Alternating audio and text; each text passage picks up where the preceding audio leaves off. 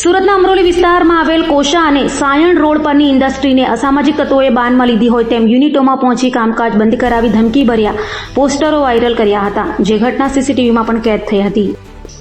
સુરતના અમરોલીના કોસાળ અને સાયણ ઓલપાડ રોડ પર આવેલ ઇન્ડસ્ટ્રીને કેટલાક અસામાજિક તત્વોએ બાનમાં લીધી હતી. પાવરલૂમ ઇન્ડસ્ટ્રીને બાનમાં અસામાજિક તત્વોએ લુખ્ખાગીરી કરી 30 થી 35 યુનિટોમાં પહોંચી જઈ બહારથી જ કામકાજ બંધ કરાવવા માટે દબાણ કર્યું હતું, જે સમગ્ર ઘટના સીસીટીવી ફૂટેજમાં કેદ થવા પામી હતી.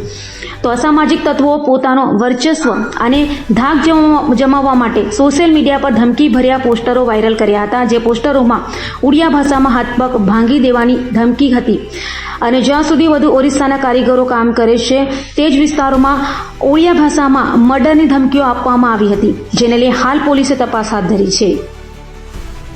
સુરતના બિલ્ડિંગ ઉદ્યોગને છેલ્લા ઘણા વર્ષોથી દિવાળીનું વેકેશન પૂરું થાય અને તરત જ અસામાજિક તત્વો લુખ્ખાઓ સક્રિય થતા હોય છે. સુરતના બિલ્ડિંગ ઉદ્યોગને બાનમાં લેવાનું કામ જે લુખ્ખાઓ કરે છે, એ લુખ્ખાઓને કાયમી માટે આ પ્રશ્ન હલ કરવા માટે અમે પોલીસ તંત્ર પાસે મદદ માંગી છે. અને આવતીકાલે હર્ષભાઈ સંઘવી જે રાજ્યના ગૃહમંત્રી છે, સાથે સાથે રાજ્યના ઉપમુખ્યમંત્રી છે, ત્યારે એમને પણ અમે આવતીકાલે રજૂઆત કરવાના છીએ કે સાહેબ, આ દર વર્ષે જે લુખ્ખાઓ આખી ઇન્ડસ્ટ્રીને બાનમાં લે છે, જે લુખ્ખાઓ જે કામદારોને કામ કરવું છે ને રોકવાનો પ્રયાસ કરે છે, જે લુખ્ખાઓ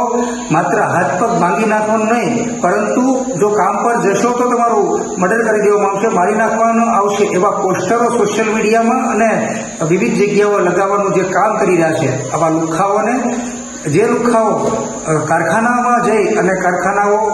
પાવરલૂમ્સની ફેક્ટરીઓ જે બંધ કરવાનું કામ કરી રહ્યા છે, આવા લુખ્ખાઓને કાયમી માટે ડામવામાં આવે ને એને પકડીને એની બરાબર સરભરા